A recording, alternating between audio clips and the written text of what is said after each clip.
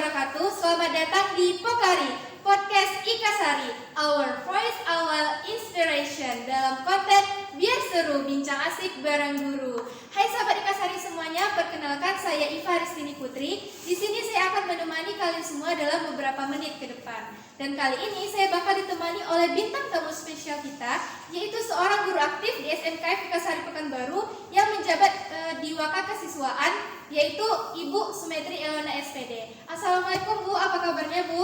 Waalaikumsalam warahmatullahi wabarakatuh.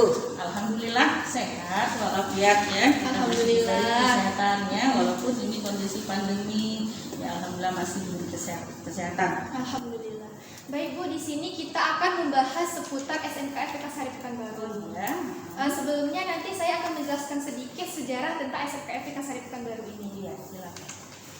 Nah, jadi SMKF Ikasari Pekanbaru berdiri pada tahun 1962 di bawah Yayasan Universitas Riau yang beralamat di Jalan Gobah dan mempunyai nama Sekolah Asisten Apoteker. Seiring berjalannya waktu, dulunya SMK Farmasi ini memiliki satu jurusan, yaitu jurusan farmasi. Sempat berganti nama menjadi SMF dan sekarang diganti lagi menjadi SMKF Ikasari Pekanbaru atau SMK Farmasi Ikasari Pekanbaru yang beralamat di Jalan Bango Sakti Panam atau lebih tepatnya di samping Stifar. Kalau saya boleh tahu nih Bu, kira-kira ada berapa jurusan saat ini yang ada di SMKF Ikasari Pekanbaru ini Bu? Iya, terima kasih, saya akan jawab, Iva. Kalau awalnya tadi kan SMK Farmasi itu ya berdiri tahun 1962 ya. Ya memang pada saat itu masih jurusan farmasi. Ya, waktu itu masih di nama kita itu Sekolah Asisten Apoteker. Ya, jadi kayaknya bagus juga nama kita karena spesifik ya. Tapi karena ya tahun berikutnya kita ganti nama lagi, masih itu namanya Sekolah Menengah Farmasi. Dan sampai saat ini kita beralih fungsi ya menjadi SMK. Nah, SMK nanti dibedakan dengan jurusannya. Nah, kalau dari dulu namanya SAA itu ya berarti kan sudah jelas gitu ya. Nah, tapi nggak tahu kita pada saat ini itu pula aturan yang harus kita ikuti ya. Jadi harus menggabung dengan SMK. Jadi untuk tahun ini ya sampai tahun ini awalnya memang jurusannya hanya farmasi. Tapi sejak tahun 2011 itu sudah mulai bertambah jurusannya, yaitu kimia industri dan teknologi laboratorium. Berarti ada 3 ya Bu? Iya. Mungkin sahabat Ikasari yang ada di luar sana masih bingung nih, apa maksud atau apa arti dari setiap jurusan yang sudah Bu Ellen sampaikan. Boleh nggak Bu dijelaskan sedikit maksud dari setiap jurusan-jurusan tersebut Bu? Oke, kita punya 3 jurusan ya. Jadi setiap jurusan itu pasti ada ya kelebihannya. Nah, di sini peserta didik yang nantinya masuk ke sekolah kita dan tamat itu sudah mempunyai kemampuan ya yang berbeda. Contohnya untuk farmasi, ini peserta didik nanti akan mampu dia dalam hal obat-obatan, mampu dalam hal menentukan sumber obat, ya kemudian bagaimana proses membuat obat atau membuat sediaan ya skala labor. Nah, dan juga nanti akan secara teorinya dipelajari untuk skala besar di pabrik. Nah, kemudian juga bagaimana melakukan uji dari obat-obatan ya, uji kualitas. Nah, ini juga tidak hanya di farmasi tapi untuk kimia industri yang jurusan yang kedua, kimia industri. Di sini akan melakukan analisa terhadap bisa saja itu terhadap bahan obat ya, bahan obat. Nah, itu bagaimana proses pembuatan bahan baku juga dilakukan di kimia industri. Nah, jadi itu bekerjanya di laboratorium kimia. Ya, jadi di mana nantinya kalau seandainya dia lulus ya, tamat dari SMK Farmasi Ikasari, mereka akan bekerja di bisa di pabrik ya, seperti pabrik sawit ya, itu bekerjanya di laboratorium kimia karena dia memproduksi secara menguji kualitas itu secara kimia. Bisa juga untuk ya menguji kualitas limbah. Nah, itu prospek kerjanya ya Bu? Iya, langsung itu tamatnya ke sana nantinya. Nah, jadi anak-anak dengan keterampilan yang sudah diberikan di sekolah ya memang akan terampil nantinya di tempat-tempat kerja ya, lapangan pekerjaan. Nah, jadi bisa juga ini bisa bekerja nantinya di Pertamina ya, karena ya Pertamina kan juga punya labor. Nah, labor kimia yang menguji kualitas minyak. Nah, jadi jangan bilang kimia industri ini tidak penting ya. Tidak penting. Itu juga peluang kerjanya sangat besar juga ya. Nah, oke. Kemudian untuk TLM, nah di sini ya diberi kemampuan kepada peserta didiknya untuk ahli di bidang diagnosa penyakit. Nah kalau kita sakit biasanya kan kita perlu nanti dokter yang mungkin menganjurkan ya uji labor dulu gitu ya. Nah jadi makanya di sini yang bekerja tentunya yang tamat TLM. Jadi dari proses kegiatan belajarnya juga mereka akan diajarkan dengan ini bermacam-macam kegiatan ya, bagaimana melakukan diagnosa terhadap penyakit, kemudian juga melakukan analisa tentang golongan darah misalnya. Nah, jadi karena ini merupakan kebutuhan juga bagi masyarakat kan, jadi tamat ini kita tidak sia-sia lah ya, gitu kan. Jadi pekerjaan sudah menunggu kita juga karena itu dibutuhkan oleh masyarakat. Nah, jadi nantinya TLM ini juga bisa bekerja di di rumah sakit ya, di mana ada labor kesehatan ya. Nah, di mana ada labor kesehatan bisa di klinik swasta, bisa juga di di rumah sakit, bisa juga di puskesmas. Bisa ya, Bu? Iya. Sama aja farmasi tadi juga begitu. Di mana ada apotek ya. Di situ bisa ya. Apoteknya di puskesmas atau apoteknya di rumah sakit ya. Nah, baik swasta maupun negeri gitu kan. Jika bisa bekerja di klinik swasta gitu ya. Untuk farmasi tadi ya yang bisa saja untuk di klinik itu yang bagian obatannya, di apoteknya kalau seandainya di situ ada bagian apotek, ataupun di tempat-tempat swasta, apotek swasta. Jadi alhamdulillah jadi tamatan kita sudah banyak ya yang bekerja. Nah dan juga sudah ada juga yang melanjutkan pendidikan ke perguruan tinggi karena mereka ini menambah ilmu. Nah jadi sebetulnya memang kalau kita tambah ilmu itu semakin bagus ya posisi kita nantinya. Nah, tapi dengan tamat SMK saja itu sudah memberikan modal bagi kita, modal ilmu, pengetahuan dan keterampilan untuk bisa bekerja. Di SMK FIK Sari Pekanbaru ini kan terdapat ekskul, Bu. Kira-kira apa saja ekskul yang terdapat di SMK FIK Sari Pekanbaru ini, Bu? Ya, di SMK Farmasi Kasar ini sampai saat ini alhamdulillah sudah banyak, ada 11 ekskul. Banyak ya, Bu? Ya, karena kita ini berusaha untuk melakukan ya pengembangan bakat dan minat dari yang dimiliki oleh peserta didik. Nah, jadi karena di sini kita bermacam ragam ya, mungkin bakat dan minatnya ya, dengan adanya kita siapkan 11 ekskul ini ya tentunya memberi peluang mereka untuk memilih berdasarkan bakat dan minatnya. Iya. Nah, jadi contohnya ekskul yang sudah ada di sekolah kita itu mulai dari ekskul iman dan takwa. Intak itu kegiatannya ada yang berupa rohis, ada yang berupa ini juga marawis ya. Jadi kita sudah punya alat marawis ya. Jadi alhamdulillah anak-anak kita ini sudah banyak yang bisa untuk mengisi acara gitu ya, karena mereka sudah ahli nih ya. Lebih tepatnya moderator atau MC gitu ya. Tidak hanya moderator atau MC, tapi mereka juga memainkan musik marawis ya.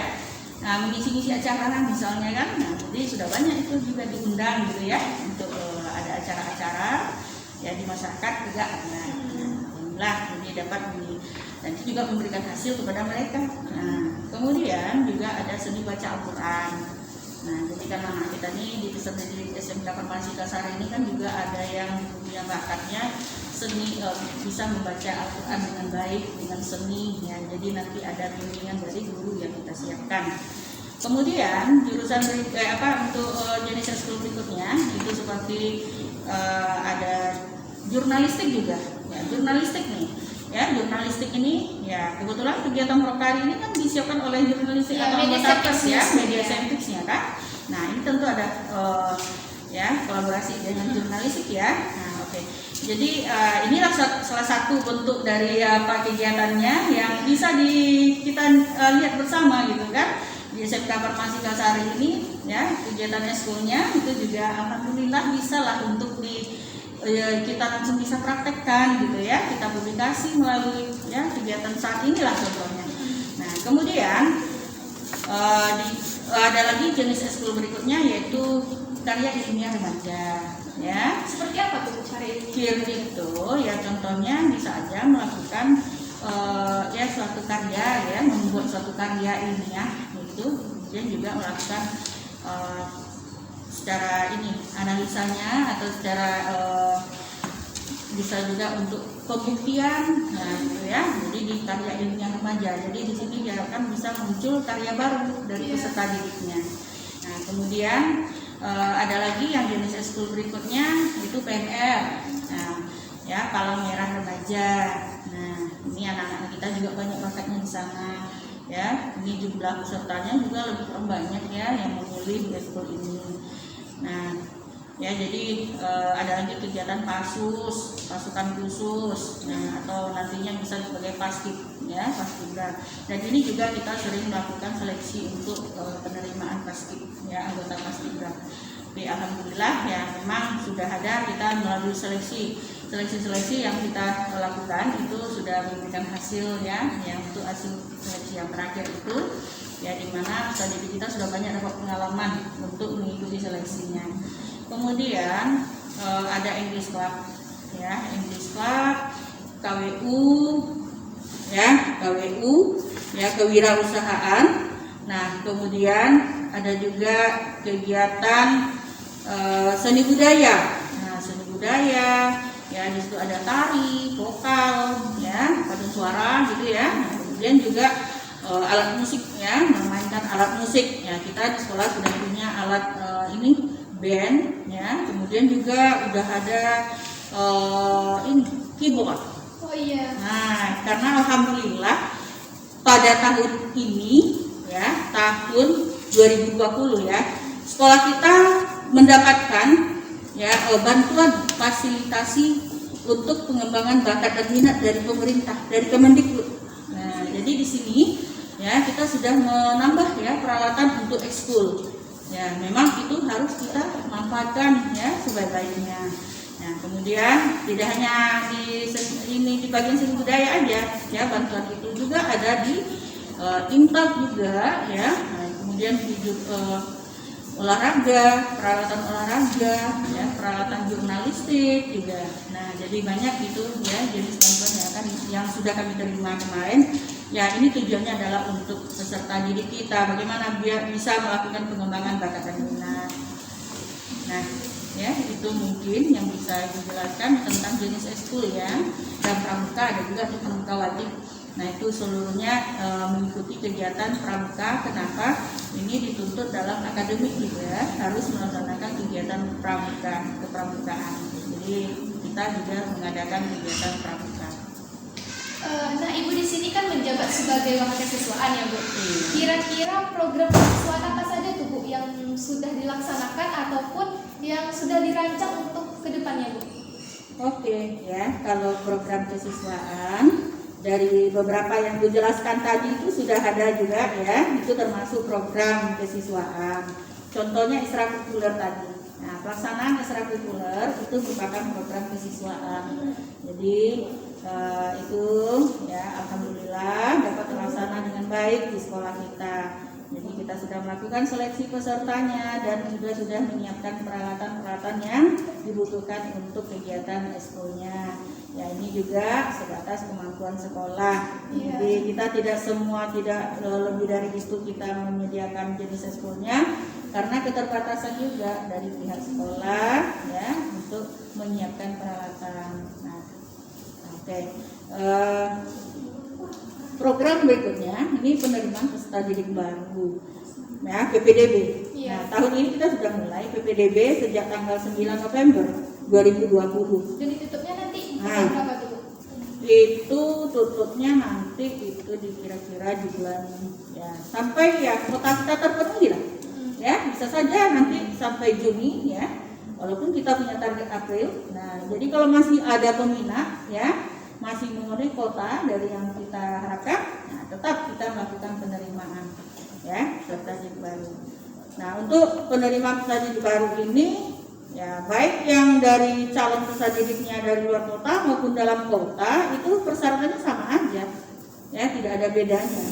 Kalau biasanya masuk SMA gitu ya, kalau negeri ya SMK negeri juga kan ada rayon, sistem rayon ya, zona gitu ya, berdasarkan zona tempat tinggal gitu ya. Nah tapi untuk sekolah kita nggak ada ya, jadi bisa saja kebanyakan anak-anak yang masuk sekolah kita ini ya peserta didiknya itu bisa berasal dari luar daerah. Ya, Jadi jadi mereka kesini nanti ngekos ya, Bu? iya, nanti mereka akan cari tempat kos ya. Nah, jadi itu biasanya kosnya di sekitar sekolah ini ya, supaya transportasinya mudah gitu kan. Nah, jadi kemudian untuk jumlah yang sudah mendaftar pada tahun ini yaitu sampai bulan ini juga sudah ya cukup memuaskan juga lah penambahan kota ya. Jadi sudah mulai bertambah ya. Kalau untuk farmasi kan kita terima 6 kelas. Kemudian untuk TLM ya karena 3 jurusan tadi ya, jadi itu kotanya berbeda ya. TLM itu 1 kelas minimal ya, tapi pernah kita juga menerima ya 2 kelas karena waktu itu peminatnya banyak ya. Jadi kita berharap untuk tahun ini Semoga ya, ya mudah-mudahan sampai juga 2 kelas gitu ya. Kemudian untuk kimia industri, nah ini juga pernah kita 2 kelas ya. Nah itu ya, tapi untuk yang perkembangan sampai saat ini masih 1 kelas ya. Tentu kita berharap juga ya minimalnya 1 kelas, tapi kalau memang ada 2 kelas kita masih bisa menerima ya alhamdulillah ya, kita tetap laksanakan. Nah itu kan ketentuan minimal saja yang kita sampaikan. SMKF Ikasari ini kan menarik ya, Bu. Iya. Apakah SMK ini udah melakukan kegiatan promosi, Bu, untuk penerimaan peserta didik baru? Oh sudah, jadi kegiatan promosi ini sudah dilaksanakan sebelum dilaksanakannya PPDB, penerimaan peserta didik baru. Nah itu biasa 1 bulan sebelum kegiatan, dan juga sudah dilaksanakan juga promosi-promosi melalui media sosial. Nah ya, seperti di Facebook, Instagram ya, kita sudah promosi sekolah gitu ya. Nah jadi alhamdulillah dengan itu promosi yang sudah dilaksanakan juga ya, sampai saat ini itulah perkembangan penambahan ya calon peserta didik yang mendaftar di SMK Farmasi Ikasari. Nah itu berikan alasan, Bu, kenapa harus masuk ke SMK Ikasari gitu, Bu? Apa alasannya supaya sahabat Ikasari yang ada di luar sana bisa memantapkan keyakinannya untuk bisa bergabung bersama kita dan masuk di SMK Ikasari Pekanbaru, Bu? Oh iya, tadi kan Ibu sudah jelaskan juga ada 3 ya jurusannya. Nah jadi kemudian ini untuk jurusan ya kita mau pilih yang mana gitu ya. Jadi tentunya ini juga berdasarkan bakat dan minat ya. Tentunya juga dia akan tahu dulu bagaimana sih yang jurusan farmasi. Kalau jurusan farmasi itu ya dimana nantinya kalau udah masuk sekolah ya dan mulai belajar di SMK Farmasi, tentu akan belajar tentang obat-obatan, mulai dari ya ada pengetahuan tentang nama-nama obat, sumber obat ya. Nah, pada umumnya kan obat itu menggunakan bahasa Latin ya. Jadi tentu juga punya keinginan, punya kemampuan harus ya kuat belajar ya. Artinya kuat hafalan gitu ya. Nah, tapi apa yang harapnya kita dapatkan dari apa yang kita lakukan di sekolah kegiatan ini, tamat ini nanti kamu menjadi seorang yang ahli di bidang obat. Nah, jadi kamu dibekali dengan ya pengetahuan, keterampilan ya, keterampilan nanti akan ada praktek di labor, misalnya praktek membuat sediaan. Nah, di situ kita tidak hanya melakukan pembuatan sediaan langsung, tapi apa? Kita harus menganalisa dulu resep yang kita terima. Karena kan yang obat yang kita buat itu kan berasal dari resep gitu juga, ada yang dari resep, ada juga nantinya kita akan menghadapi pembelian secara bebas ya gitu ya. Tanpa resep gitu maksudnya. Nah, jadi itu juga dilaksanakan praktikumnya di sekolah. Nah, jadi ya kegiatan praktek kita itu ya syukur alhamdulillah tiap minggu dilaksanakan. Ya kalau selama kegiatan ya sebelum pandemi inilah ya kita melaksanakan setiap minggu itu 1 kali. Jadi di kelas 10 itu. Jadi 1 bulan itu mereka bisa praktek 4 kali. Nah, jadi tidak hanya 1 semester 1 kali gitu ya. Jadi kalau dengan sering-sering seperti itu kan mereka akan lebih paham ya. Nah, makanya bisa menjadi orang yang ahli lah di bidang obat-obatan. Nah, itu. Kemudian yang kedua jurusan TLM, Teknologi Laboratorium Medik. Nah, di sini dalam kegiatan pembelajarannya nanti nanti ya tidak hanya secara pengetahuan yang diajarkan, tapi juga keterampilan. Contohnya keterampilan dalam menganalisa golongan darah, memeriksa golongan darah gitu ya. Kemudian juga memeriksa atau diagnosa penyakit. Nah, jadi bagaimana melakukan diagnosa terhadap penyakit ya. Nah, jadi itulah pekerjaan dari ya tenaga untuk tenaga teknis laboratorium medik atau analis kesehatan. Nah, jadi banyak ilmu lain lagi yang dibekali ya sampai mereka itu seorang yang ahli gitu ya, ahli di bidang laboratorium ya, laboratorium kesehatan. Nah, ya jadi mereka itu nanti tamatnya bekerja di laboratorium kesehatan, bisa di klinik, bisa di rumah sakit, bisa di puskesmas. Nah, jadi nggak sia-sia lah kalau mereka itu masuk pilih jurusan TLM gitu ya. Nah, karena ini juga ilmu kita itu terpakai ya, jadi masyarakat sangat membutuhkan ya. Nah, makanya ya kalau memang minatnya ke sana silakan pilih ya untuk TLM ataupun untuk farmasi. Kalau mau orang jadi ahli dalam bidang farmasi, bidang obat-obatan ya silakan pilih farmasi. Nah, kemudian untuk kimia industri.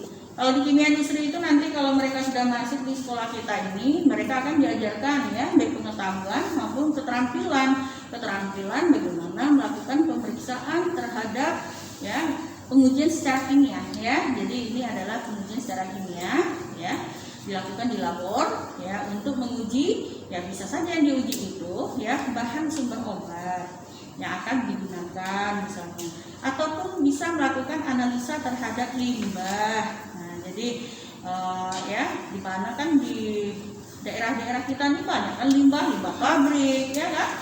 Nah, jadi ya umumnya mereka itu kan akan mencari orang yang ahli untuk menguji ya hasil limbah tadi. Nah, jadi supaya ya itu secara peraturan pemerintah kan harus melakukan uji itu. Nah, jadi siaplah ya yang tamatan dari ini kimia industri untuk bisa bekerja dalam hal ini. Nah, jadi mereka bisa bekerja nanti di pabrik sawit, ya bisa juga di Pertamina, ya di labor kimianya.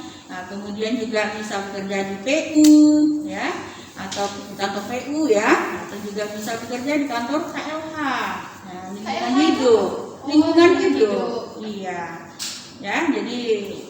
Dan tempat-tempat tersebut masih di Pekanbaru. Nah, jadi kalau untuk pabrik sawit ini memang kebanyakan yang sudah di kota, ya di luar kota Pekanbaru. Nah, tapi ya kalau nanti ingin mau melanjutkan ke pendidikan juga bisa. Jadi tidak hanya terfokus pada ilmu yang sudah didapatkan di SMK saja. Ya, jadi bisa saja dia melanjutkan pendidikan ke perguruan tinggi dan bisa memilih jurusan apapun. Nah, tidak ada yang membatasi. Yang penting kalau kita mau melanjutkan jurusan yang akan kita pilih nanti di perguruan tinggi itu sesuai dengan bidang yang kita itu di SMK, itu akan lebih bagus karena kita sudah punya basicnya sudah ada kan di situ. Jadi tinggal mengembangkan. Nah, ya, jadi ada juga yang tamatan dari SMK Farmasi Kasar itu bekerja jadi dokter, ya, dia bisa masuk ke perguruan tinggi, ya, memilih jurusan kedokteran, ya. Nah, jadi nggak salah juga kalau mau orang kimia industri ke Stibar juga bisa, gitu ya, sekolah kimia farmasi ini ya. Nah, contohnya yang ada di dekat SMK Farmasi Kasar gitu ya. Ada juga yang diterima kimia industri, ya, ada juga yang bisa TLM. Nah, gitu. Ya, kalau memang anjuran kita kan sebaiknya ya apa yang sudah kita basic yang sudah kita miliki itu kita kembangkan. Nah, sahabat Ikasari yang ada di luar sana, SMK Ikasari ini bakal jadi salah satu bahan pertimbangan nih buat kalian yang baru lulus dari SMP atau MTS untuk melanjutkannya kemana. Jangan sampai lupa ya tanggal pendaftarannya karena kuotanya terbatas dan jangan sampai ketinggalan. Buat sahabat Ikasari yang masih bingung nih atau masih pengen nanya-nanya seputar informasi mengenai SMK Ikasari Pekanbaru, kalian bisa cek informasi selengkapnya di SMKF di website sekolah kita yaitu smkfikasari.sch.id, atau kalian juga bisa cek Instagram sekolah kita yaitu smkfikasari_Pekanbaru. Untuk linknya bakal kita taruhkan di description box. Oh iya Iva, jadi mungkin Ibu juga akan memberikan tambahan sedikit. Iya, Bu. Ya, karena ini pendaftaran peserta didik baru ya sudah berlangsung ya. Pendaftarannya bisa secara online ya. Nah, bisa dilakukan di rumah aja. Itu tadi Ibu lupa juga menyampaikan. Iya, bisa menggunakan HP Android ya. Nah, jadi bisa mendaftar di link yang sudah disiapkan oleh sekolah di web ya, untuk pendaftaran web ppdb sch.id. Nah, jadi itu sudah ada disiapkan nanti ya oleh untuk bisa informasi lebih lanjutnya ya silakan aja di web Ikasari gitu kan, ataupun pasti sudah akun ada, ya. Instagram sekolah kita. Iya. Nah, jadi tidak susah untuk mendaftar. Hanya bisa di rumah saja kamu sudah bisa mendaftar. Nah, sahabat Ikasari semua, pada episode kali ini kita bakal ada pertanyaan nih.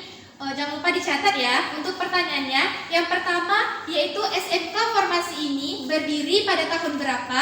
Dan yang kedua, nama awal dari SMKF Farmasi Ikasari itu apa? Dan yang ketiga, jurusan saat ini yang ada di SMKF Ikasari itu apa? Jangan lupa dicatat ya, dan semangat buat mengerjakannya. Buat kalian sahabat Ikasari semua yang ingin mengirimkan jawabannya, silahkan tuliskan di kolom komentar. Dan jangan lupa tambahkan nama akun Instagram kalian ya, supaya kami tim podcast Ikasari bisa menghubungi kalian. Atau kalian juga bisa mengirimkan jawabannya melalui DM ke Instagram kita, yaitu @semfix_news. Sahabat Ikasari semua, mungkin hari ini perbincangan kita pada kesempatan kali ini, saya mewakili tim yang bertugas hari ini mengucapkan terima kasih banyak kepada Bu Elon yang sudah mau hadir dan meluangkan waktunya untuk berbagi ilmu serta informasi kepada kita semua. Semoga informasi yang Ibu berikan dan semoga bisa mendapatkan manfaat dan berkah bagi kita semua. Saya selaku host Iva Ristini Putri, mohon maaf apabila terdapat kesalahan dan kekurangan. Terima kasih. Wassalamualaikum warahmatullahi wabarakatuh. Pokari Podcast Ikasari, our voice, our inspiration. Terima kasih,